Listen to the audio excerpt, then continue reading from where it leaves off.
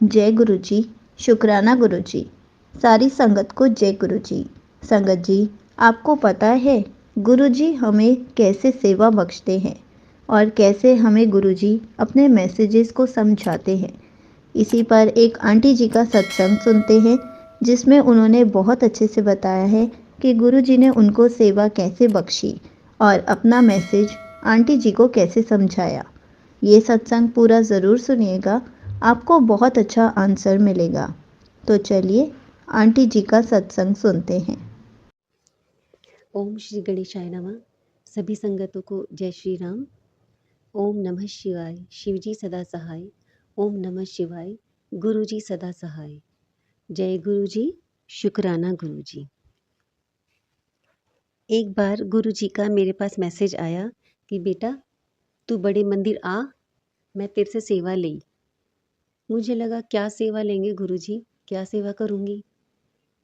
फिर मैंने सोचा ठीक है, जो उन्होंने सोचा है तो उन्होंने ही सोचा है, मैं क्यों परेशान हूँ, वो अपने आप ही देखेंगे।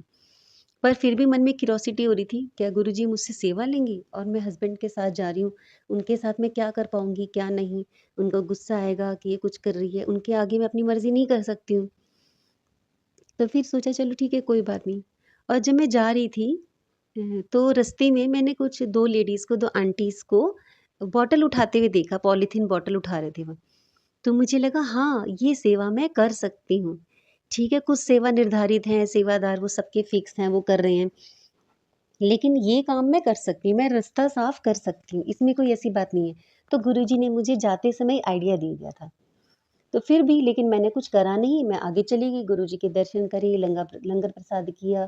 उसके बाद जब बाहर आने लगी ना, तो मेरी बेटी और मैं, हमने अपने आप ही सोचा, बॉटल आई रास्ते में पैर के नीचे जल प्रसाद की, तो मैंने कहा बेटा इसको उठा लेते हैं, रास्ते में ऐसे ठीक नहीं है, सब लोग चल रहे हैं तो टकराएंगी, ऐसे गंदगी नहीं होनी चाहिए।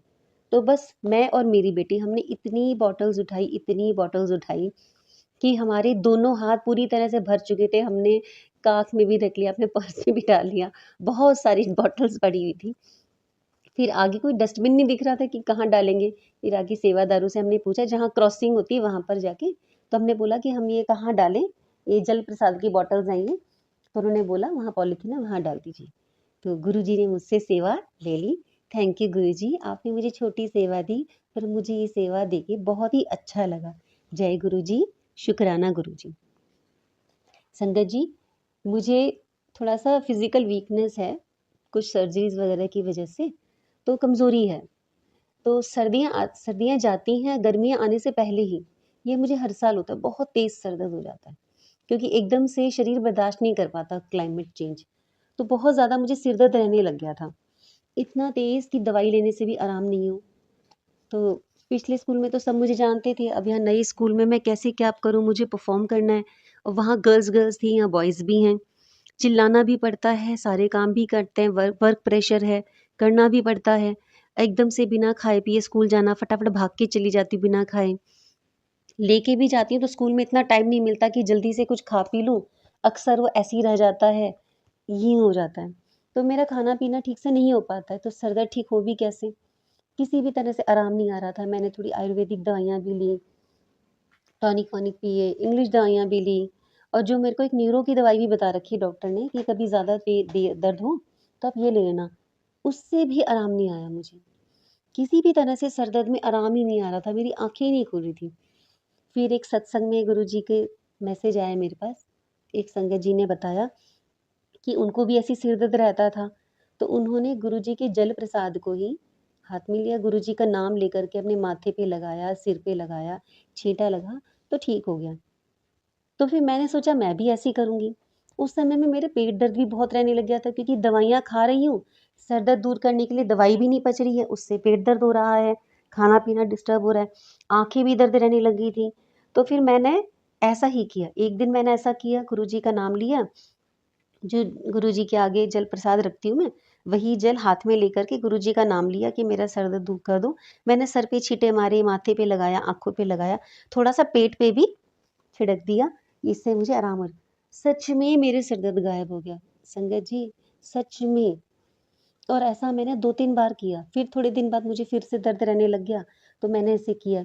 फिर थोड़े दिन बाद, मतलब 3-4 बार मैंने ऐसे किया, और मुझे बिना किसी दवाई के सर दर्द में आराम आ गया।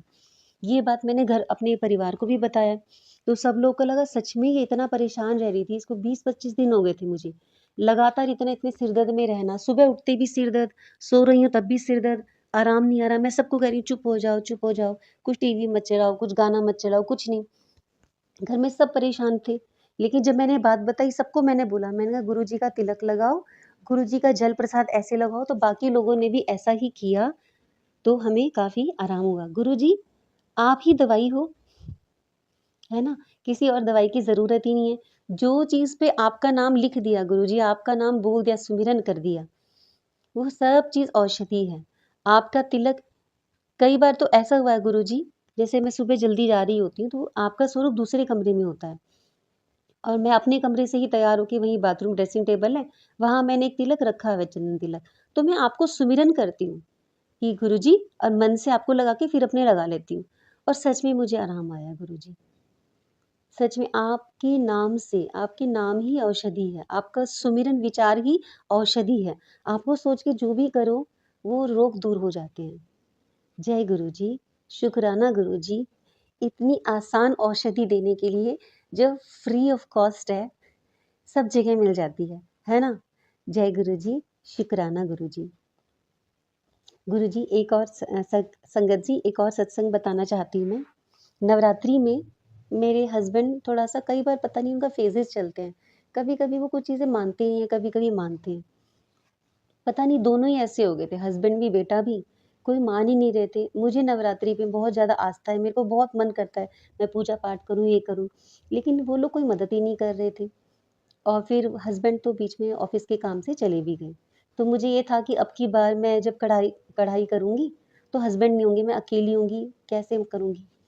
पता नहीं उस समय बेटे का भी मन कैसा होने लग गया। घर का माहौल थोड़ा ऐसा हो रहा था, थोड़ा-सा घर में ब्लैक मैजिक वगैरह हो रखा था, वो मैं बाद में अगले सत्संग में बताऊँगी। वो मुझसे ज़्यादा बात सुन नहीं रहा था, मेरी बात मान नहीं रहा था, ऐसे ही चल रहा था। यहाँ तक कि उसने प्याज की सब्ज़ी बनाई। मैं कह रही थी बेटा इस समय में ऐसा नहीं खाते-पीते हैं। उसने प्याज की सब्ज़ी बनाई, मुझे अच्छा नहीं लगा, फिर मैंने चलो कोई बात नहीं। अब की बार मेरे जौ भी उगे नहीं, बिल्कुल भी नहीं उगे, थोड़े से भी। तो मन में ये था कि सच में सैलरी भी नहीं आ रही थी, तो ये था कि पैसों की किल्लत हो रही है। मैंने कहा ठीक है गुरुजी जैसा चाहेंगे, देवी माँ जैसा चाहेगी वैसा ही होगा।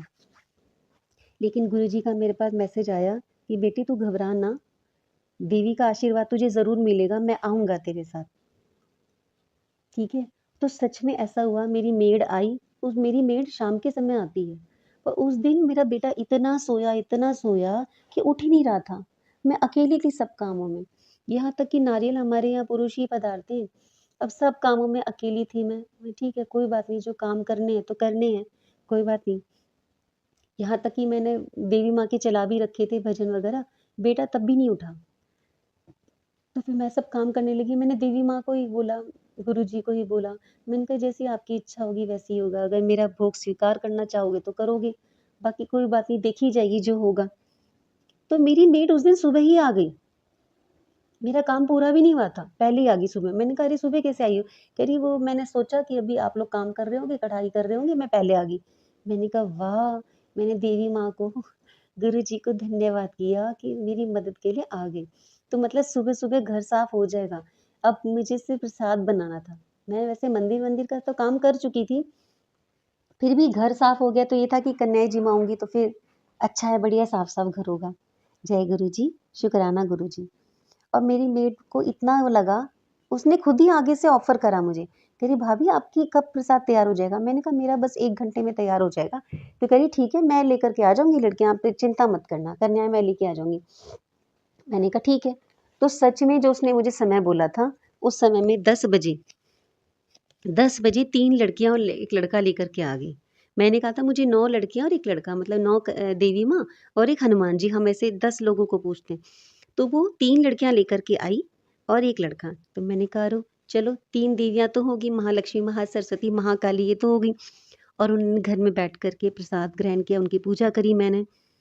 तो गुरुजी आपने मेरी मदद करी, जय गुरुजी, शुक्राना गुरुजी।